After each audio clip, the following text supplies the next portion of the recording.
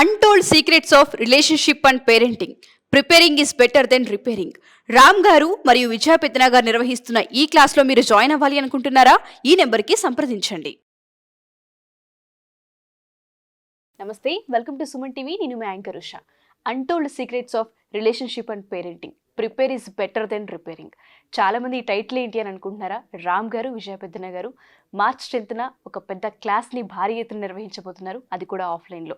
మరి ఆ క్లాస్కి సంబంధించిన డీటెయిల్స్ ఏంటి, ఏ విధంగా ఉండబోతుంది అండ్ దాంతోపాటు ఇవాళ ఎపిసోడ్ ఏంటో ఒకసారి వాళ్ళతో ఇంటరాక్ట్ అయ్యి తెలుసుకునే ప్రయత్నం చేద్దాం. నమస్తే సార్. నమస్తే మేడం.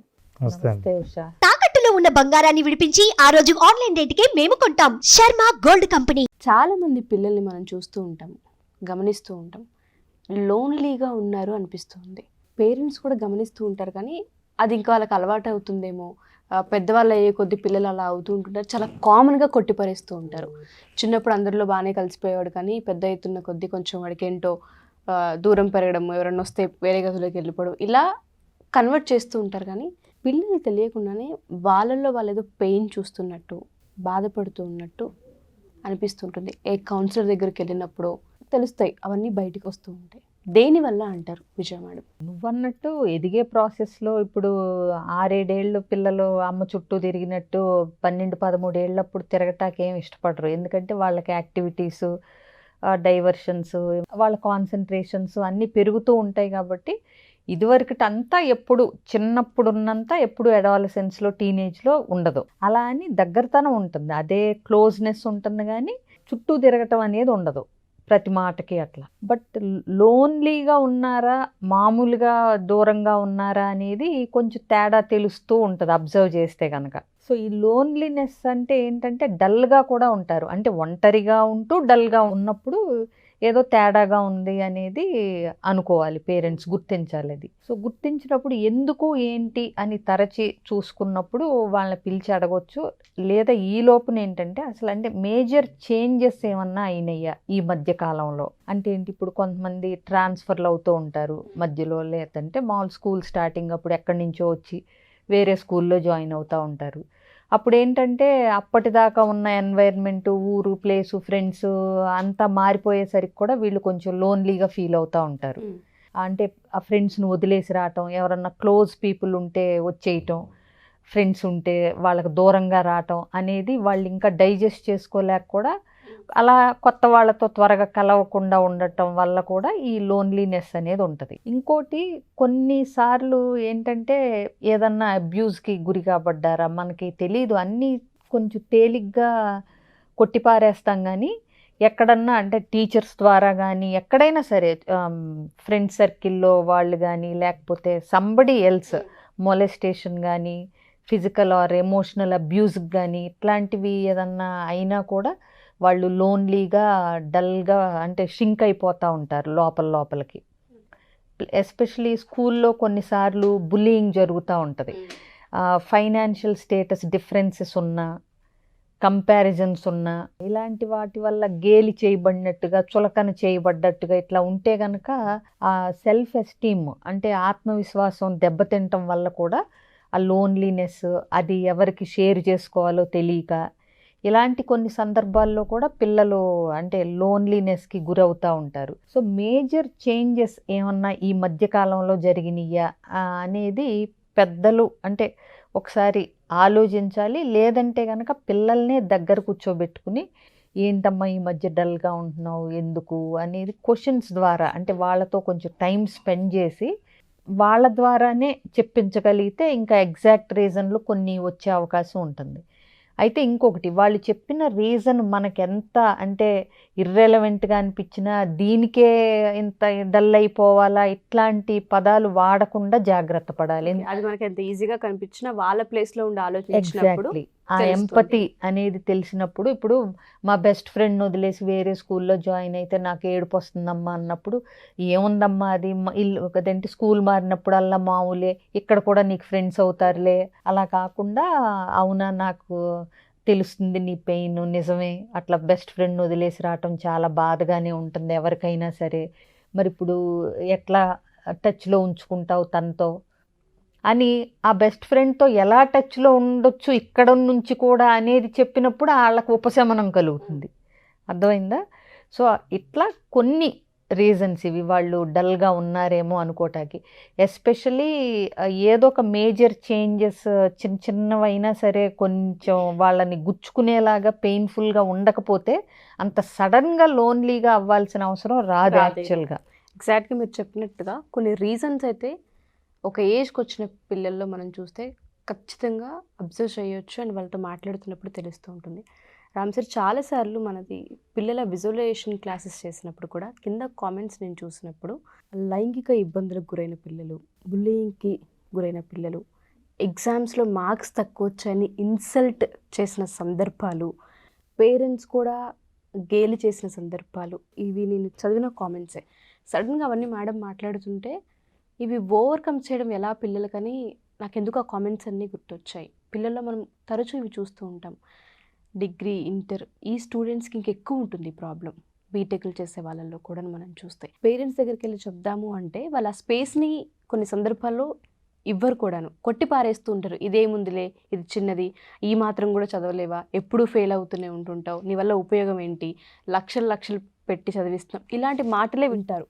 దానివల్ల చెప్పే ప్రయత్నాన్ని కూడా పిల్లలు ఆపేస్తూ ఉంటారు. అప్పుడే వాళ్ళు ఒంటరిగాను ఏదో వాళ్ళల్లో వాళ్ళు బాధపడుతున్నట్టుగాను కనిపిస్తుంది.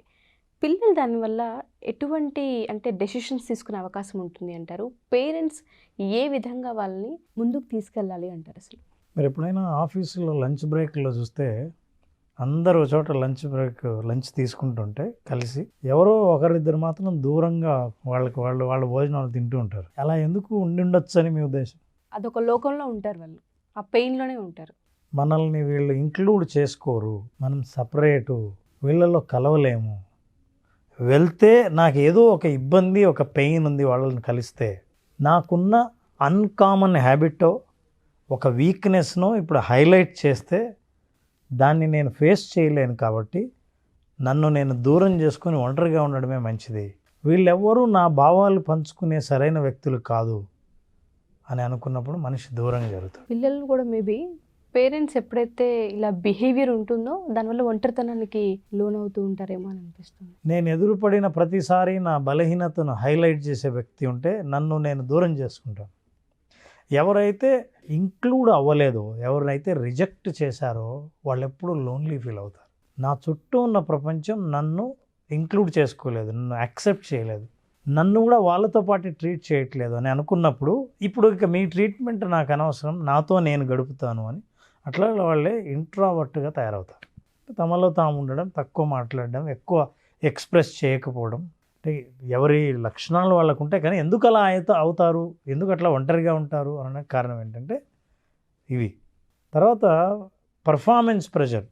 మీరు ఎప్పుడు కనిపించిన అవతల వాళ్ళ పర్ఫార్మెన్స్ మీద ఎక్స్పెక్టేషన్స్ ఉంటే ఆ ఎక్స్పెక్టేషన్స్ నేను మీటు కాలేను అని అనుకున్నప్పుడు తప్పించుకుని తిరుగుతారు, దూరంగా ఉంటాను, ఒక్కడిని ఉండడానికి అనిపిస్తుంది. మీరు వేసే ప్రతి ప్రశ్నకు నా దగ్గర నుంచి సమాధానం మీరు ఎక్స్పెక్ట్ చేస్తుంటే, మీరు గుచ్చి ఒకే ప్రశ్న నేను ఏది చెప్పలేదో దాని గురించి చెప్తుంటే నేను దాన్ని నుంచి తప్పించుకోవడానికి దూరంగా ఉంటాను. అంటే పిల్లలు కొంచెం పెద్ద అయ్యాక వాళ్ళ థాట్ ప్రాసెస్తో ఎలా వాళ్ళు అలా తయారవుతారు దూరంగా ఉండడం అని. వీళ్ళు టీం వర్క్లో పనికిరారు, లీడర్షిప్ స్థాయికి ఎదగలేరు, ఫాలోయర్గానే ఉండిపోతారు.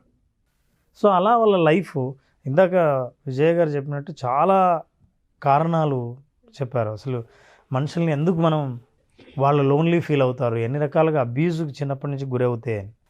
వాళ్ళు బయటపడలేరు. కానీ వాళ్ళ లక్షణాలు ఎలా ఉంటాయని తెలిసినప్పుడు, ఒకవేళ తల్లిదండ్రులు పిల్లల్ని కరెక్ట్ చేయాలని అనుకున్నప్పుడు, వాళ్ళు ఎప్పుడు ఒంటరిగా ఉండాలని ప్రయత్నిస్తున్నారని మీకు అర్థమైనప్పుడు వాళ్ళతో ఎలా మాట్లాడతారు, ఎలా కమ్యూనికేట్ చేస్తారు, ఎలా కలుపుకుంటారు, ఎలా జడ్జిమెంట్ మానేస్తారు, ఎప్పుడు ప్రశ్నించడం తగ్గిస్తారు, ఇలాంటివన్నీ పేరెంట్స్ కనుక ఫాలో అవుతే పిల్లలు నేను కూడా ఈ కుటుంబంలో సభ్యున్నే, నన్ను కూడా ఇంక్లూడ్ చేసుకుంటారు, నా బలహీనతలు ఉన్నా నన్ను కలుపుకుంటారు అన్న నమ్మకం ఎప్పుడు కలుగుతుందో అప్పుడు మళ్ళీ వాళ్ళు కుటుంబ సభ్యులతో కలిసి వాళ్ళ భావాలు పంచుకుంటారు, లేదా వాళ్ళు ఒంటరిగా ఫీల్ అవుతారు. ఈ ఒంటరితనాన్ని ఎవరైతే ఒక రాంగ్ పర్సన్తో ఎప్పుడైనా షేర్ చేసుకున్నారో దాన్ని వాళ్ళ అవసరాలకు ఉపయోగించినప్పుడు వాళ్ళు అబ్యూజ్కి గురి అవుతారు. అది ఎమోషనల్ అబ్యూజ్ కావచ్చు, ఫిజికల్ అబ్యూజ్ కావచ్చు, బుల్లియింగ్ కావచ్చు. సో ఇట్లాంటి సందర్భాలు అంటే వీటికి దారి తీసే ప్రమాదం ఉంది కాబట్టి పిల్లలు తల్లిదండ్రులు ఎలా చూడాలి, వాళ్ళు ఒంటరి అన్న ఫీలింగ్ కాకూడదంటే you are part of family అని కలుపుకోవాలంటే వాళ్ళల్లో ఏ బలహీనతలైనా సరే వాటిని హైలైట్ చేయడం కానీ, విమర్శించడం కానీ, విపరీతమైన డైరెక్షన్స్ ఇవ్వడం కానీ వీటిని తగ్గిస్తే వాళ్ళు న్యాచురల్గా వాళ్ళు గ్రో అవుతున్న దాన్ని యాక్సెప్ట్ చేస్తూ రైట్ డైరెక్షన్ రైట్ టైంలో ఇస్తూ ఉండడం వల్ల they feel secured and safe. ఇందులో మేజర్ పాత్ర పేరెంట్స్దే ఉందని అనిపిస్తుంది. గమనించాల్సిన అవసరం, కమ్యూనికేట్ చేయాల్సిన అవసరం, మాట్లాడే స్పేస్ క్రియేట్ చేయాల్సిన అవసరం, స్కూల్లో ఏం జరిగిందో తెలుసుకొని అక్కడ ఇబ్బంది పడుతూ ఉంటే సరిచేసే ప్రయత్నం పేరెంట్స్దే చాలా ముఖ్య పాత్ర ఉంటుంది. ఎప్పుడైతే వాళ్ళు కూడా ఆ స్పేస్ ఇవ్వకుండా వాళ్ళ పనుల్లో వాళ్ళు వెళ్ళిపోతూ ఉంటుంటారో పిల్లలు అందరున్న ఒంటరిగానే ఫీల్ అవ్వడం మనం గమనిస్తాం. దానివల్ల డిప్రెషన్ అని, స్ట్రెస్ అని, యాంగ్జైటీ అని ఇలా రకరకాలుగా మనం వింటూ ఉన్నాం సార్. సో ఒకవేళ పేరెంట్స్ ఎవరైనా సరే మన ఈ ఎపిసోడ్స్ చూసి, లేదంటే పిల్లలే వాళ్ళంతటి వాళ్ళు చూసి ఇంటర్ డిగ్రీ స్టూడెంట్స్ అంటే ఖచ్చితంగా వాళ్ళకి అర్థమవుతుంది, ఇటువంటి పెయిన్స్లో మేము ఉన్నాము, మాకు అర్థమవుతుంది అని తెలిసినప్పుడు మన సెషన్కి అటెండ్ అవ్వాలి అనుకుంటే ఏ విధంగా అటెండ్ అవ్వచ్చు అంటారు? అండ్ దానికి తగ్గ అంటే మన దగ్గర దానికి తగ్గ పరిష్కారాలు ఉంటాయా అసలు? అంటే స్ట్రెస్, యాంగ్జైటీ, ఎలోన్ ఫీల్ అవుతున్నాము, మాలో తెలియని పెయిన్ ఒకటి ఉంది, మేము వీటికి గురయ్యాము అని చెప్పుకునే పిల్లలు ఉంటుంటారు. వాళ్ళకి మనం ఆ స్పేస్ని క్రియేట్ చేస్తామా? తప్పకుండా అన్ని యాంగిల్స్ టచ్ చేయటం జరుగుతుంది ఉషా.